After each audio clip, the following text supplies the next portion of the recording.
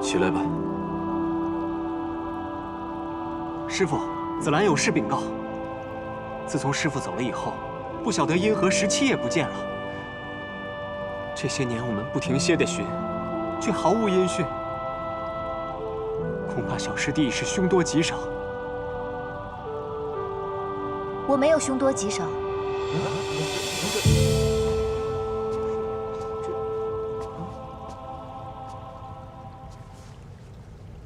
诸位师兄，我就是司音。司音，这师傅，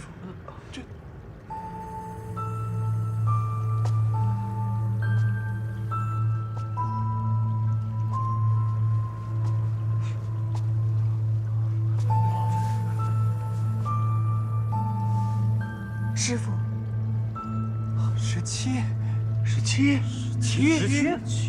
17，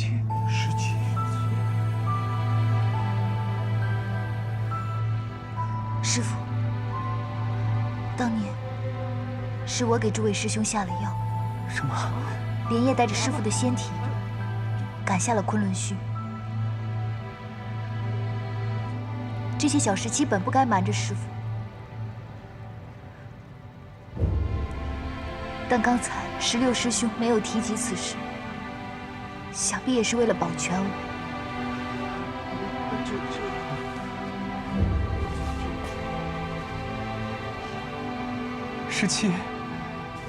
17，石师兄说过，司音为了躲我们隐姓埋名，这些年我们师兄弟们寻遍四海，找遍八荒，到处找你都找寻不到。师兄们都知道你在躲我们，却没曾想到，你竟然为了躲我们，穿上女装，扮成个女神仙。紫兰师兄，你真的觉得我这张脸是男扮女装吗？你从不与我们共浴，既然竟是这个道理，你竟然是个女孩家。不错不错，就是个女娇娥。我还怕你不敢坦诚，方才见你一身女装过来了，我就晓得了。只是不敢替你说穿呐。啊！原来大师兄你早就晓得，居然还躲在一旁看戏。不敢看戏，不敢。如今17可是青丘的白浅上神，四海八荒之内都要尊称一声姑姑。论阶品呢，我还得先行礼问安。所以啊，16，我怎敢妄自给17下定论呢？他不开口，我怎敢先说？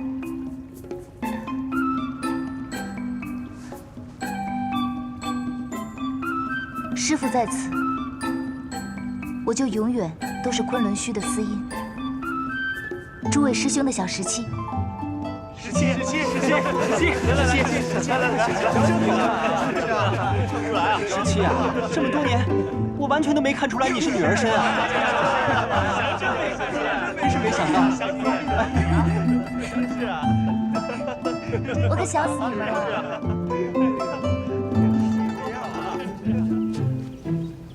我本来以为师傅要3个月才能醒过来，没想到这么短的10日就醒过来了，真是太不可思议了。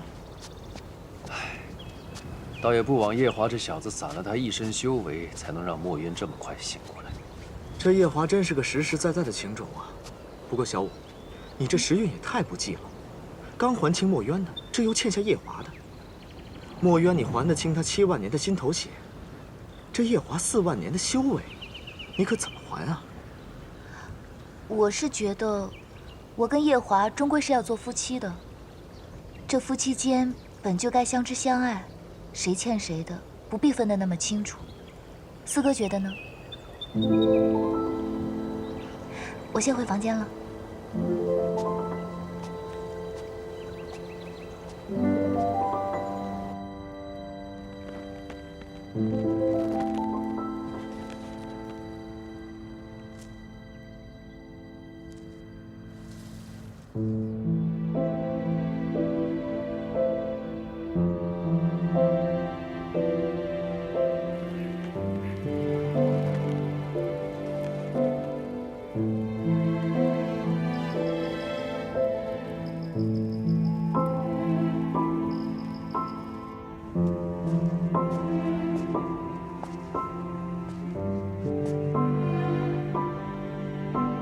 这趟来带了桃花醉，可否尝尝？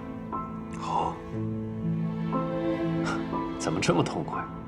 昔日你可是不轻言碰酒的。我有许多话要问你，不就着酒来说，岂不寂寞？当年17，为何带着我的仙体回了青丘？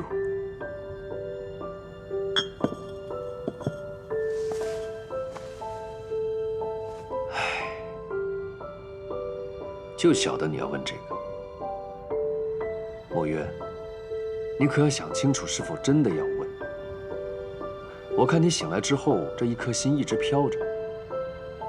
若是听我说完之后，我怕你更拿不准你跟白浅到底是师徒之情还是儿女之情。你说吧，我想听。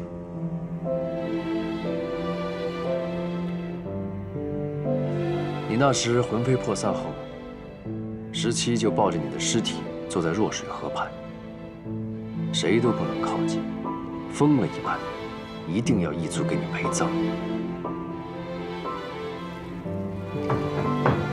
17，睡了吗？已经睡了。睡了你还说话？我进来了啊。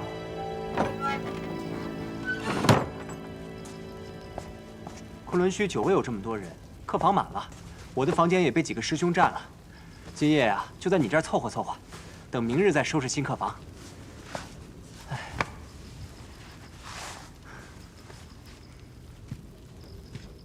，17，这7万年啊，为了师父，辛苦你了。昔日我的16师兄，但凡和我说话，一定会挑我的刺。我说东，他一定说西；我说好，他一定说不好。今日你说出这样的话，你还是我的16师兄吗？你是紫兰吗？你呀，活该这么多年嫁不出去。果然是紫兰，也活该你这么多年娶不到妻。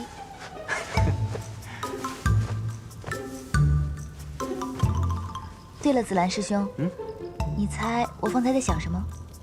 在想什么？我方才在想，虽然活到了这个年纪，也经历了种种憾事，但是刚刚躺在昆仑虚这张小小的床上，我就觉得昔日的那些憾事也不算遗憾了。是啊，活了这么久，有些事说看开，也就看开了。你可还记得胭脂？那个异界的小公主。弱水一战之后，就再也没有见过她。我记得这个女孩子善恶分明，挺讨人喜欢的。是啊，特别讨人喜欢。紫兰师兄见过她？这些年在山下寻你的时候，曾有机缘见过几次。听师兄的语气，大概是动情了。来聊聊。时候不早了，早些睡吧。一说到正经的就睡了，不聊了。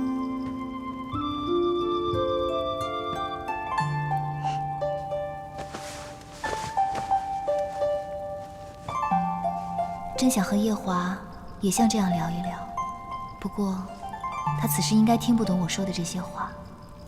这个时辰，他大约正满周岁了吧？他满周岁时是个什么模样，也不晓得和团子长得像不像。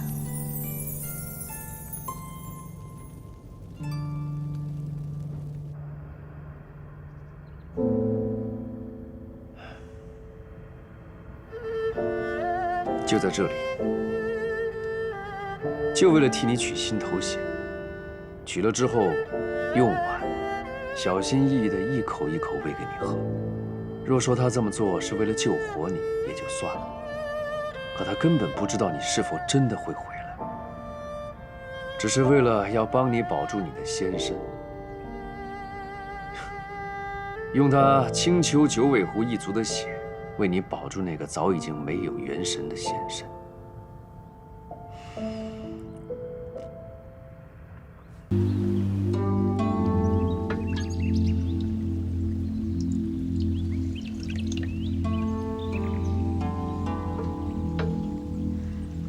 师傅劳累多时，17给您添了新茶。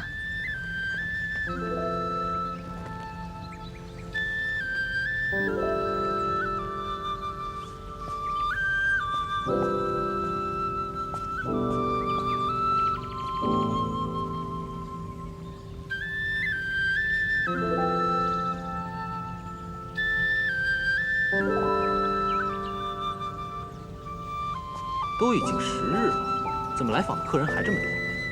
师傅回来这么大的事，不知道怎么就传开了。天上飞的，地上爬的，但凡有点灵根的，都知道远古掌乐司战的上神回来了。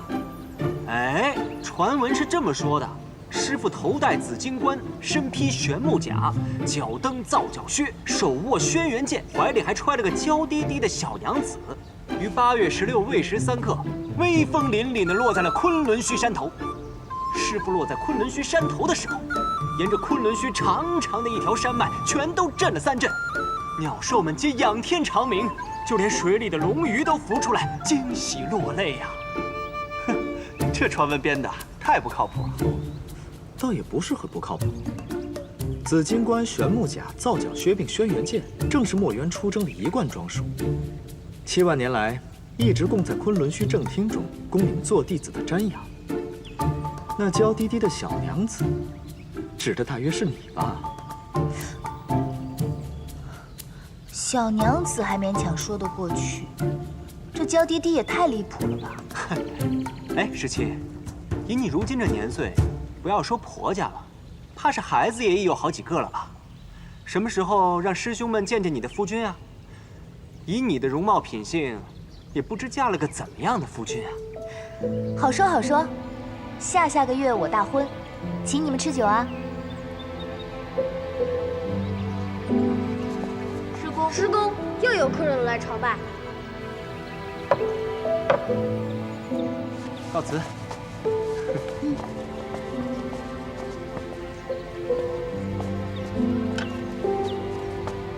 哎，他这几日也见了不少客，也该歇歇了。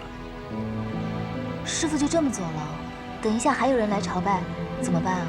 嗨，都送到前厅去喝茶了，喝完了送走就行了。哎呀，这茶叶还够不够？够的。师傅看起来怪怪的。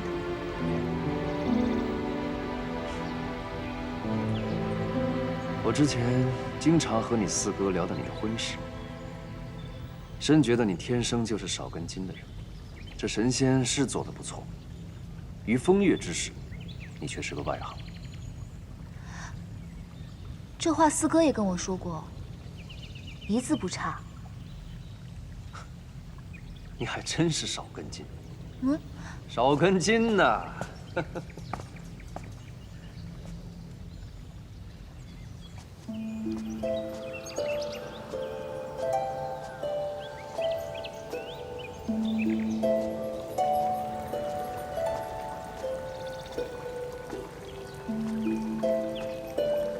这里倒还挺干净的。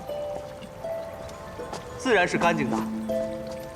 这昆仑虚虽然空了几万年，可这炼丹炉从来没闲过。为何？哦，你未婚夫婿没有告诉你吗？夜华，从未提起过。那天晚上，太子殿下浑身是血，还丢了一条胳膊，着实是把我吓得不轻。我以为他受了伤来昆仑虚求助，没想到他竟是来炼丹的。你说，他是为了谁炼丹啊？为什么非要来昆仑虚？九重天上的炼丹炉，他干嘛不用啊？他之所以离开九重天，应该就是不让人知道他在炼丹。他炼的丹药是为了我。啊，原来是为了你呀！太子殿下对你真的太好了。行了，你先忙吧，我去给你们准备晚膳了。好，这一切，他都是在为我受。不管是神之草，还是一身修为，这都是我青丘白浅欠墨渊的师徒情分。而他，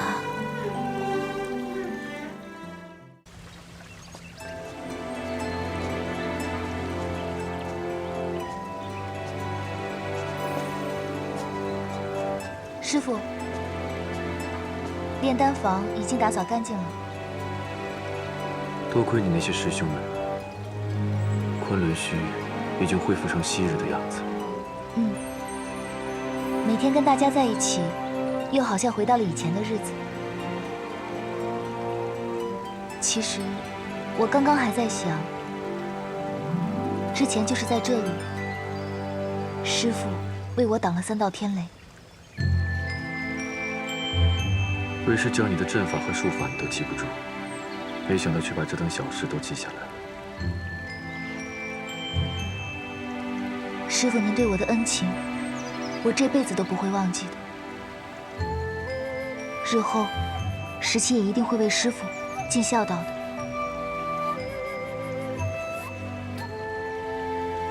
尽孝道。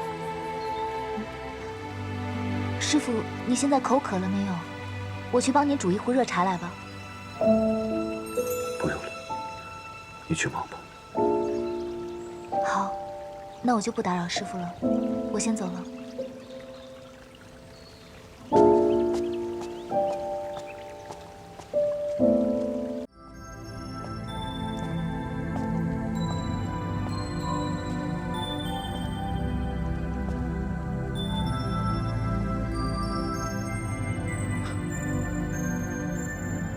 又有客来朝拜。天茶，哲言，你不要闹了，我想睡一会儿，昨天都没有休息好。我来寻你是为了正事。你来昆仑虚能有什么正事啊？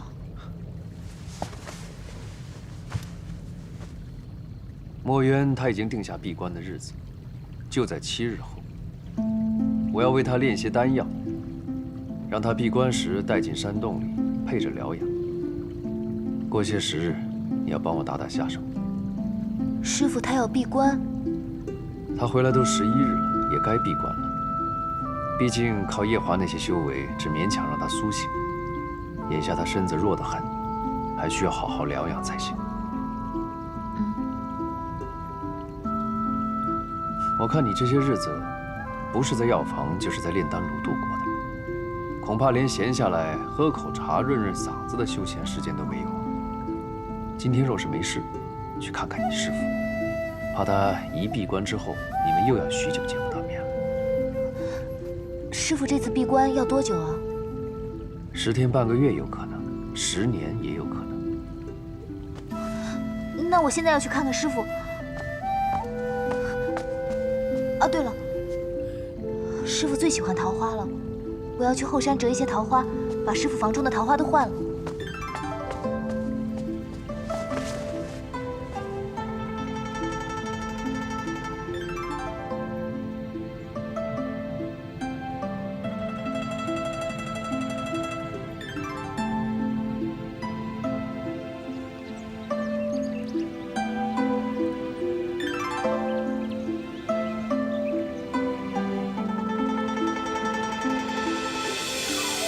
最喜欢听师傅弹琴了，感觉心情都可以变得清静一些了。是不是多听师傅弹琴，就可以早日飞升上仙了？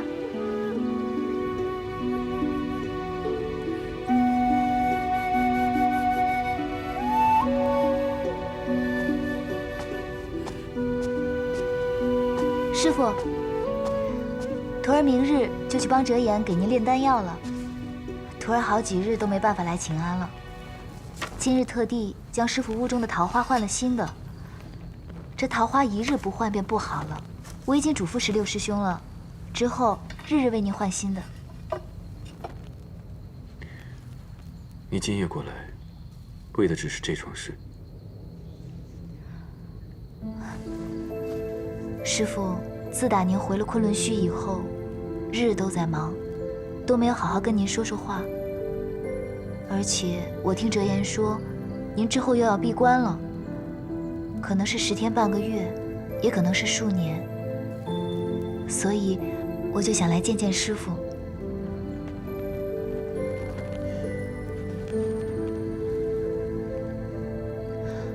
我可打扰您弹琴了？没有。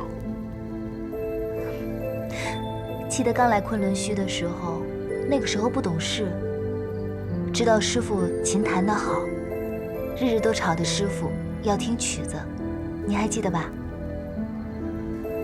记得。说起来，我都没有听过夜华给我弹琴。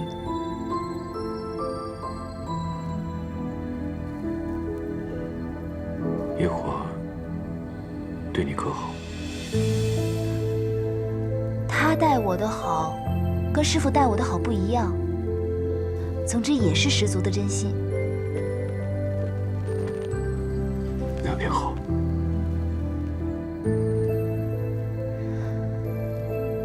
下雪了。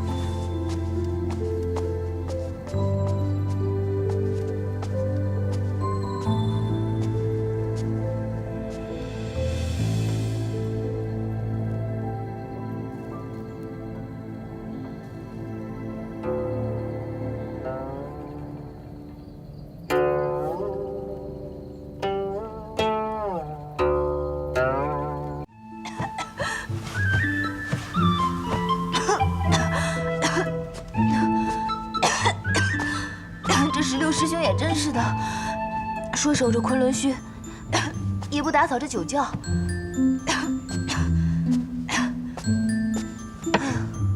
这些男人们，一个个都懒死了。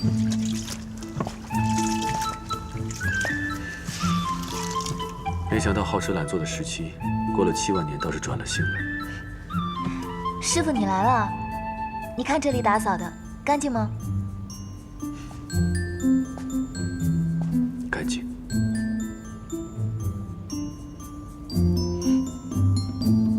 师傅，你还记得吗？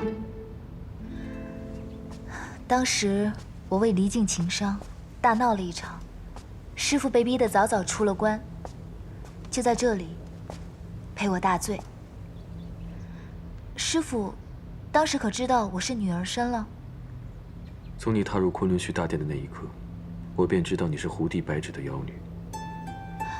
那师傅为何还收我为徒啊？昆仑虚不是有规矩，不收女弟子吗？你以为我是为了什么？肯定是为了折颜，对不对？师傅这么随性的人，肯定怕被那老凤凰缠上。只是师傅肯定没想到，收我这个女弟子，反而更麻烦。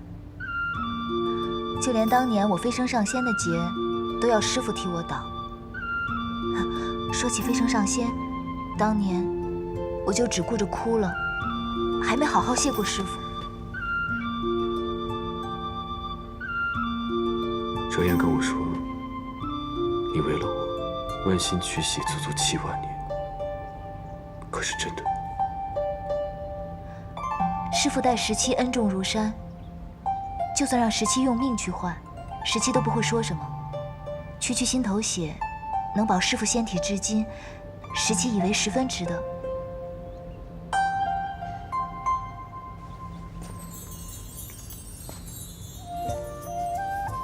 倘若当年为师没有以元神升级东皇宠，今日你是否还会留在昆仑虚？那是自然，17本就想长长久久地留在昆仑虚呢。长久留在昆仑虚，不怕师傅笑话，当时和离境那一场闹剧，弄得我有些神伤。当时就想，以后就长长久久地留在昆仑虚吧，可以陪师傅逍遥自在，学学道法，多好啊！你一个女儿身，迟早是要嫁人的。就算你想要留，恐怕你爹娘也不会肯的。当时还没有夜华，也没有想着长长久久的跟谁在一起。是，当时还没有夜华。17，你可知道为师这7万年来，日夜修补自己的元神，从未停歇过一刻，为的是什么17知道，哲言说过，师父从来不会让找紧的人失望的。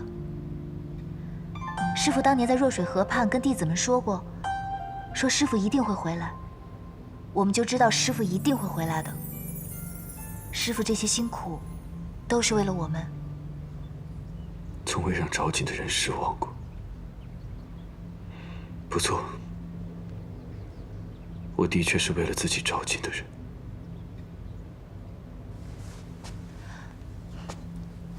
17知道，师父是看重我们每一个人。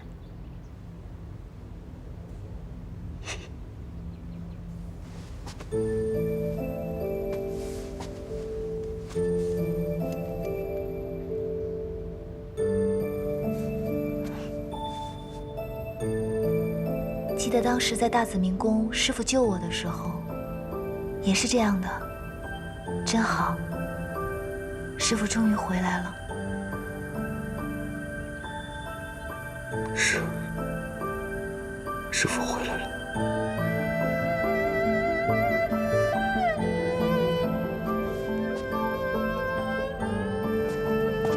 17，大殿有位贵客寻你，你快来。贵客啊，师父也来吧。师父，一起去吧。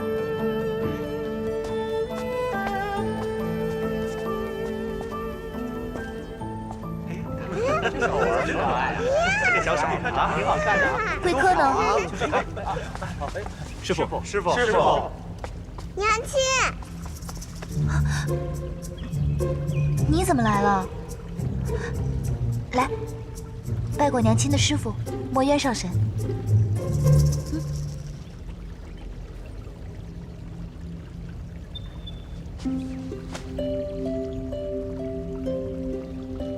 阿离叩见墨渊上神。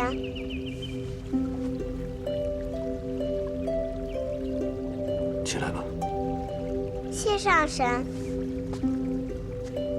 阿离此番本是代替父君，与东华帝君一道来拜见上神的。只是东华帝君出了一些小状况，剑法暂失，只能让阿离独自来了。你的父君是？九重天太子夜华。就是徒儿那个未婚的夫婿。阿离，你的父君呢，是我师父的胞弟，父神的儿子。因为一场大战，元神便沉睡了，化作金莲，一直在这莲池中。后来因为机缘巧合，才成了太子夜华。父君是娘亲师父的弟弟。那我该如何称呼墨渊上神？是大伯还是太师傅？娘亲，这辈分好像差了很多。不如等你爹回来问你爹。哦。哎呀，没想到啊，还没成亲，孩子都这么大了。17呀，你可真是让师兄我刮目相看呀！不错不错，17真是捷足先登，绝对是我们这里最早有子嗣的。是，哎，是啊，你看看大师兄，到现在还孤家寡人一个，哎，怎么好意思？师傅不也没结婚，干嘛提我呀？别把我们家团子吓到。去玩吧。是啊，真可爱。来，哎呦，小点。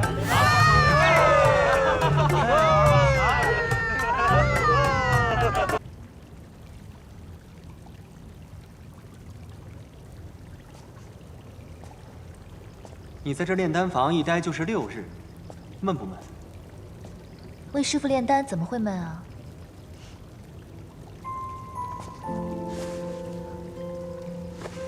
16师兄，你还记得我们刚拜师的时候吗？怎么会不记得？你我同时踏入大殿，同时想要拜师，就为了谁做16，谁做17，还争了好久。哎呀，说起来师傅还真是偏心，虽说叫我做了师兄，却把刚才练好的玉清昆仑扇给了你。你呀，就是命好。你还说，不就是因为那把扇子，我叫了你9万年师兄，你还觉得自己亏了17，没什么。怎么啦？想说又不说了，一副丢了心肝的样子。你说什么呢？我这么没心没肺的人，怎么会有这种时候？对，你这么没心没肺的人，怎么会有把一颗心挂在别人身上的时候？16师兄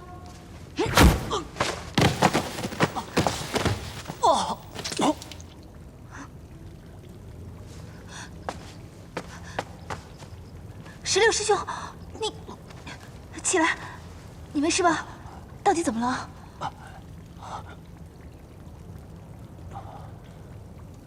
上神就是上神，你这一掌也太厉害了，我险些命丧当场。我这一掌不过与你开玩笑的，而且你的修为7万年前就不应该这么低了。这7万年，你就算再懈怠，也不应该是这样的。到底发生什么事了？不关你事。好，你不想与我说便别说了。但是我猜，应该是因为你那露水情缘吧。还真被你说中了。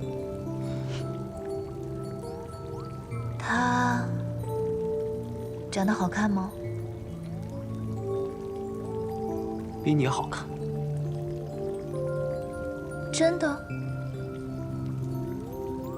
在我心里，比你好看100倍、1000倍。不与你说了，明日师傅就要闭关了，师兄们也都各自要回任上了。你呢，16师兄，打算去哪？我要去无望海。无望海，那不是天族安葬的圣地吗？你去干什么？还能干什么？当然是终此一生，为天族守墓，直到灰飞烟灭，身归混沌。你别开玩笑了，墓有什么好守的？你不懂。当一个人再无所求的时候，你让他干什么都是一样的。再说，这是我曾经对上苍立下的誓言，只要上苍能够成全我当时的心愿，我就要在无望海度过余生。师兄，你别问，问了我也不会告诉你。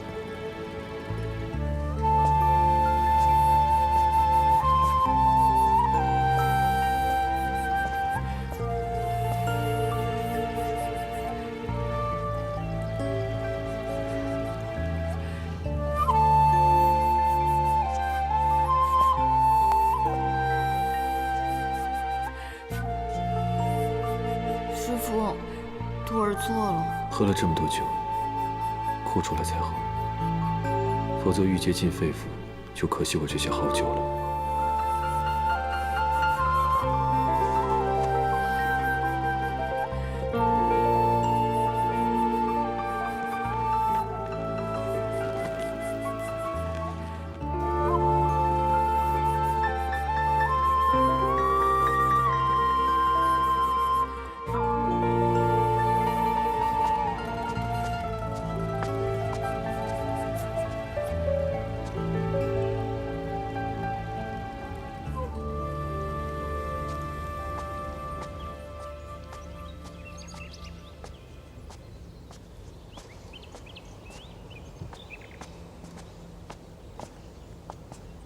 师傅，这是之前折颜炼好的丹药，师傅，你一道带入洞中吧。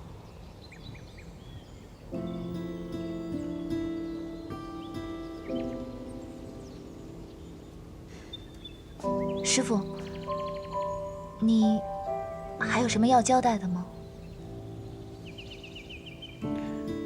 你跟夜华的大婚定在何时10月小阳春，桃林尽开，是个好时候。？17，等你入了天宫，你便是太子的人。天宫不比昆仑虚，有许多繁琐的礼节和规矩。你要记得收敛自己的性子，不要再闯祸。之前在昆仑虚的时候，我就一直闯祸，都是师傅您替我担着。这些我都知道，我一直放在心里。师傅您放心闭关吧，之后夜华他会照顾好我的，一定不会再让我闯祸了。我还等着师傅您早日出关呢，最好能赶上我们的大婚，到时候我一定为您磕个头，奉上一盏新茶。好，那师傅我先告退了。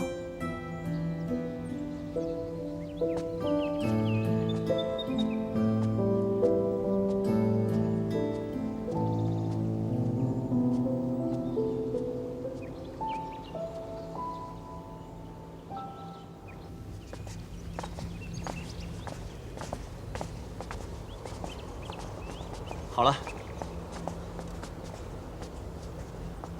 就到这儿吧。师弟啊，这是何苦为难自己啊？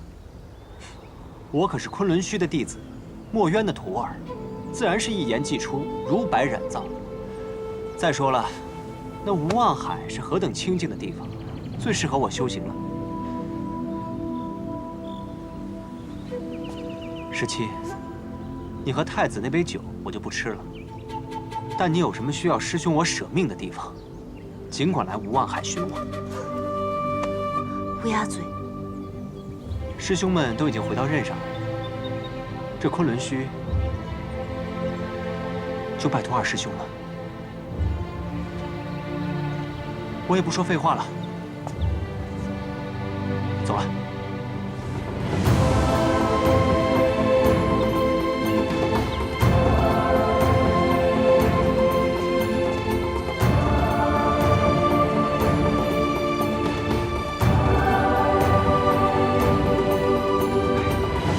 都回去吧。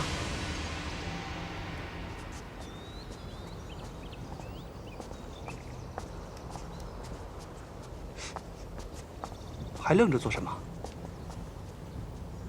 二师兄，我也还有事，我就先下山了。17是思君心切了吧？对了，我这有个东西给你。大师兄早起走的时候，让我把劫魄灯给你，说你忘在西海了。劫魄灯，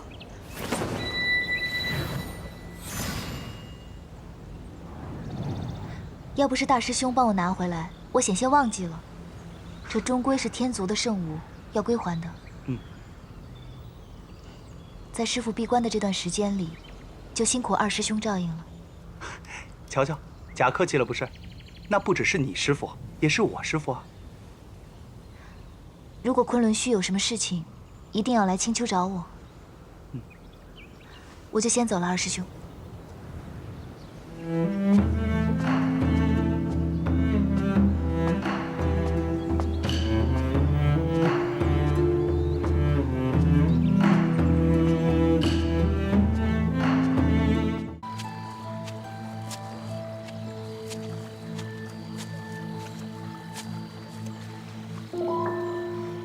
你不是在昆仑虚吗？怎么忽然来桃林了？四哥，你可晓得阿离的凡人娘亲？我倒是听折颜提起过，他仅在天宫与这个凡人有过一面之缘，后来听说早就去了，留下小天孙一个人。怎么，你没问过夜华？我自打知道夜华爱过一个凡人，我就一直不想提起这件事，所以没有问过他。这人都没了，你还计较什么呀？我也觉得同一个死人置气很没意思。那你还哭丧着脸干嘛？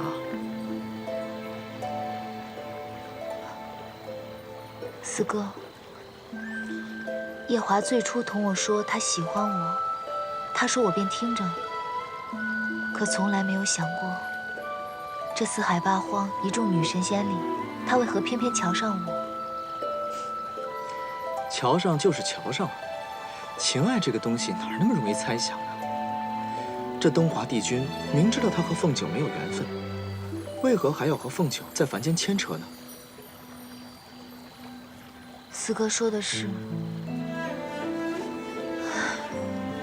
但是后来我也喜欢夜华了，我们两情相悦，我也没想着再问他这个问题。现在仔细想想，我在东海第一次见到他，他就把我认作了团子的亲娘。四哥，您说如果夜华喜欢我，只是因为我长得像团子的娘亲，那我跟一个替身有什么区别呢？夜华爱那个凡人爱了300年，这300年来，他一直都情深似海，从来没有变过。怎的一见到我，就移情别恋了？我与夜华也仅有过数面之缘，若论了解，你理应了解得更深一些。他对你是不是情真意切的，还是别的什么？你自己难道就没有感觉吗？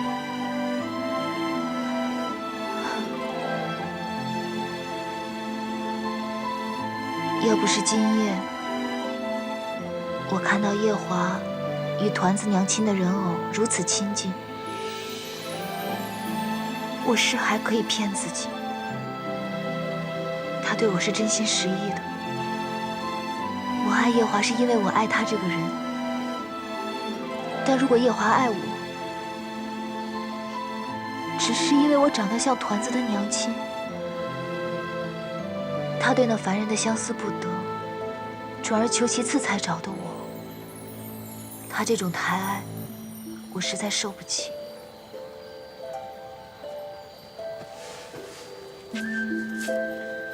你还是活得太短了，有些事情深究下去又有什么意义呢？你仔细想一想，夜华平时待你如何？你再仔细想想，与一个死掉的人计较，又有什么意思呢？是，我不该活得这么糊涂。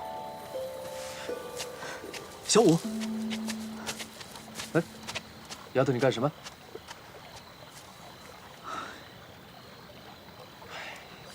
怎么一阵风一阵雨的？前一阵子不是顺风顺雨，又要嫁人，师傅又回来了，整天笑得合不拢嘴吗？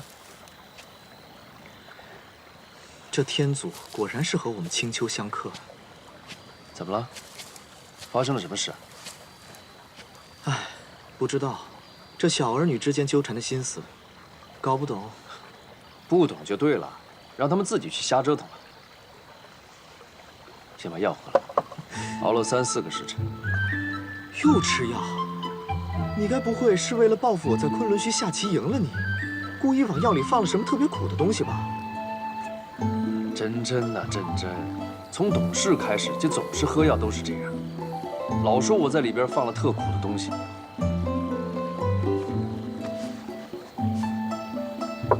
那特地跟昆仑虚弟子讨的上好的桃花蜜。你把我当1岁娃娃哄啊？吃药配花蜜？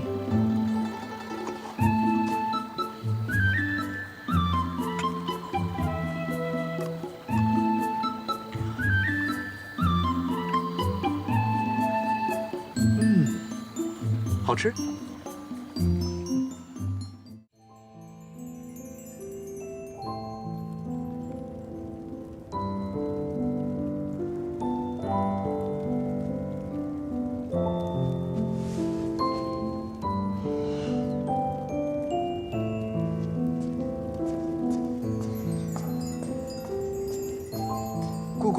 要用膳。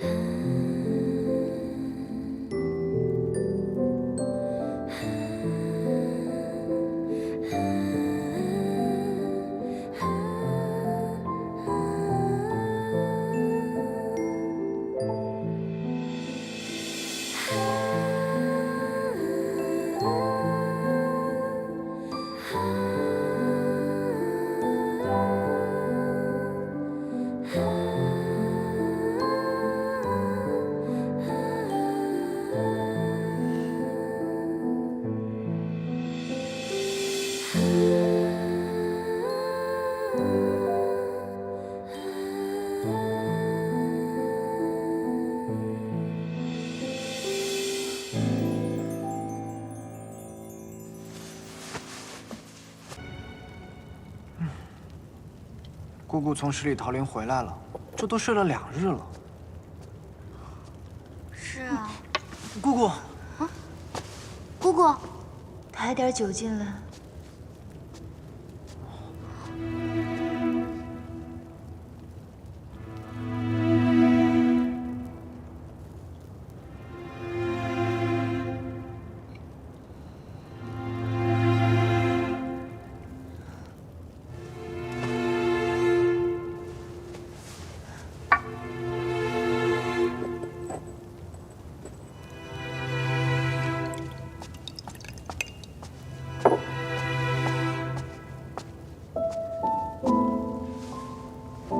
姑姑，你就来了。哎呀，你知道吗？几日前，我问夜华认不认识我，他说他不认得。然后呢，过几日，他就将另外一个女人带回家了。姑姑，太子殿下喝了忘川水，记不得姑姑也是应当的。记不得？那你可知道，他带回去那个女人，长得与团子的亲娘一般无二。素素，你也知道素素？我当初在天宫的时候。你别说了，我不想听。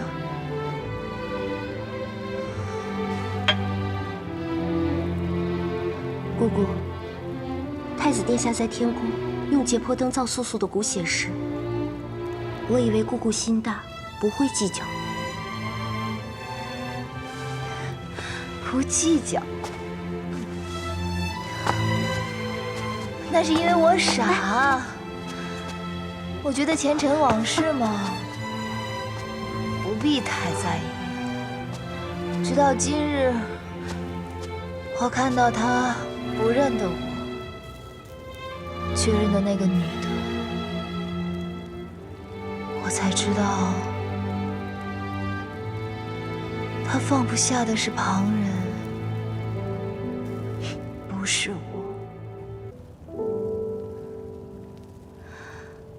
我知道，他爱那个女人比爱我深，又或者是因为我蒙上眼睛，长得像极了他那位先夫人，所以他才会爱上我。姑姑，不如等太子殿下回来，当面问一下可好？如若他一直把你当做替身，那我们就退了婚。凤九从未见姑姑如此伤心过。四叔一直说，墨渊上神魂飞魄散时，姑姑都没了半条命。可是今日姑姑看起来更可怕。凤九心疼。不必再说了，我想自己待会儿。姑姑，真的不让凤九陪着吗？说说话也好啊。不要说了，什么都不要说。我只是想不明白，所以折腾自己罢了。那姑姑，为了青秋，你要保重身子。为了青秋，对，如果我退了婚，就只能回青丘了，做我的青丘女帝。你走吧。是。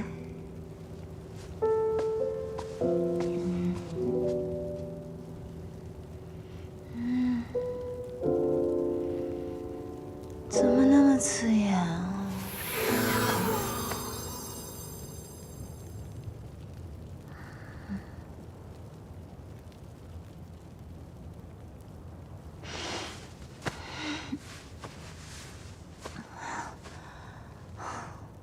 我就不信灭不掉你。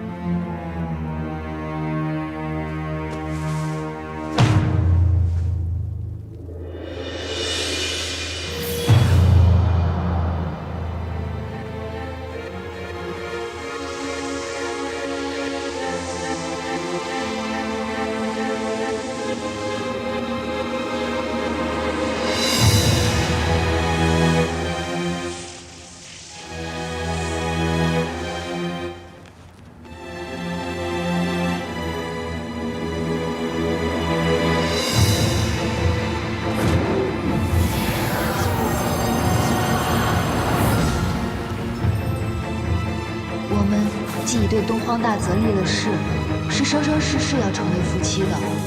夜华，夜华，这九重天上就不是你这个女人该待的地方，你就从这诛仙台上跳下去，回你该回的地方。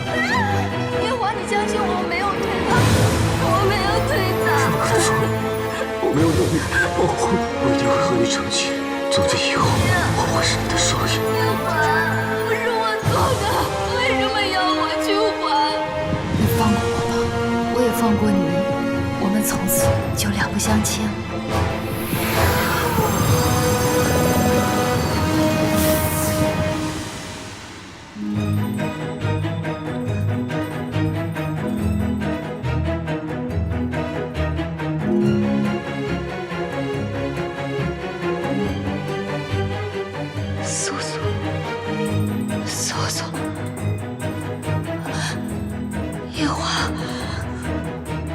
我竟是苏苏，苏苏就是我。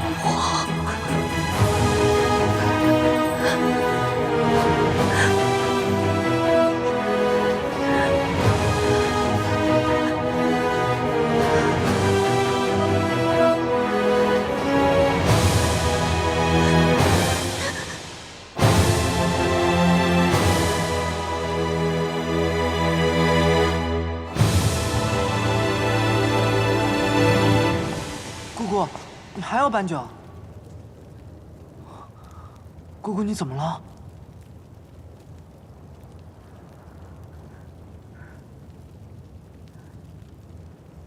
你走吧。哦。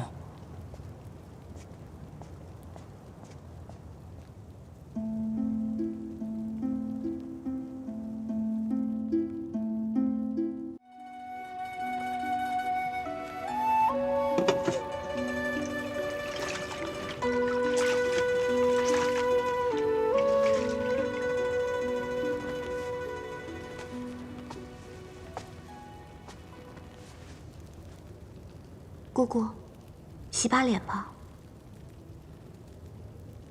凤九，嗯，当初在九重天上，你是不是也经常化身成一只小狐狸，去一览芳华？没错。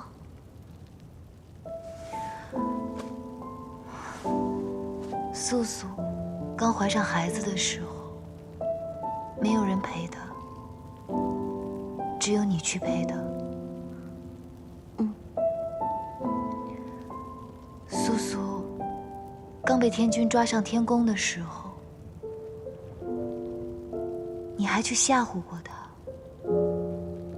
因为你觉得她抢了你姑姑的未婚夫婿。姑姑是怎么知道的？这件事情除了我和帝君还有司命外，绝对没有第4个人知道。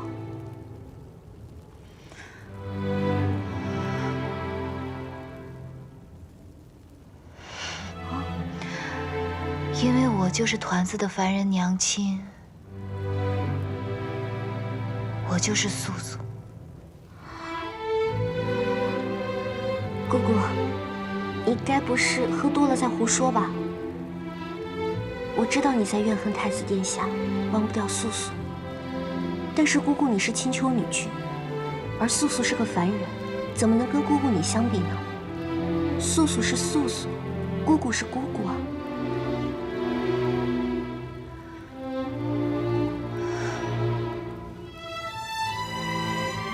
这不过是我飞身上神立的一个结罢了。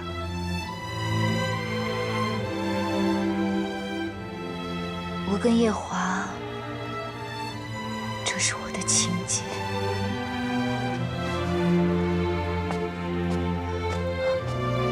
姑姑，你要去哪儿啊？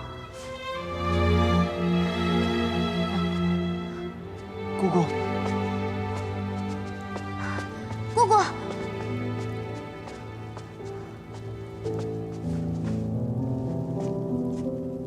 姑姑，你紧着身子些，这酒都喝了7、8日了，教中已无酒可搬了。若是再要讨酒喝，咪姑可真不敢给了呀。我的身子不打紧。